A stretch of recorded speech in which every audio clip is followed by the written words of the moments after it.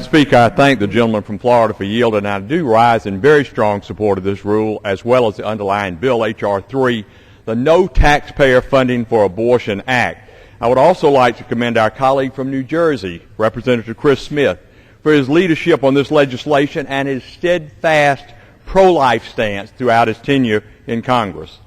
As a practicing OB/GYN physician for nearly 30 years, I believe that all life is sacred. The issue of abortion is a very personal issue for me, as it is for many people across the country and many members of this body.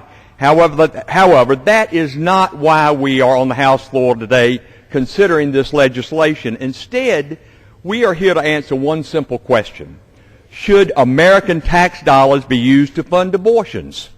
When an elective choice can decide life and death, should the federal government be allowed to use tax dollars to pay for that choice? Madam Speaker, H.R. 3 is a bill that seeks to set right what the last Congress got wrong, to ensure that abortions are not funded by taxpayer dollars. At its very base level, H.R. 3 simply codifies the Hyde Amendment, which has been enacted in some form or another as an appropriation rider since fiscal year 1976.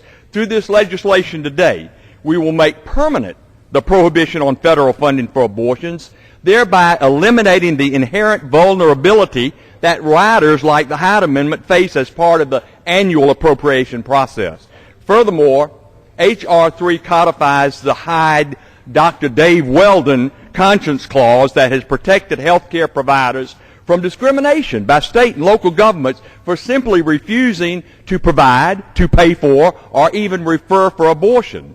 So additionally, H.R. 3 will allow those health care providers who choose not to perform abortions legal recourse if they face overt discrimination, as they often do.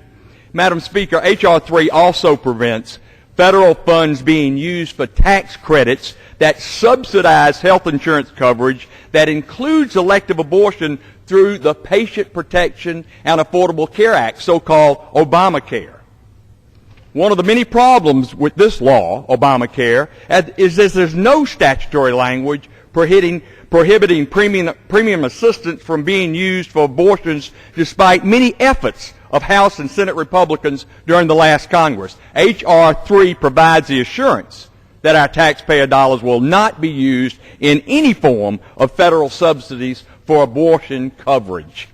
So, Madam Speaker, as a father and an OB/GYN physician who has delivered over 5,000 babies, I will be voting to ensure that the federal government does not use taxpayer dollars for any elective abortion. I ask all my colleagues to support this rule, as well as the underlying bill, H.R. 3.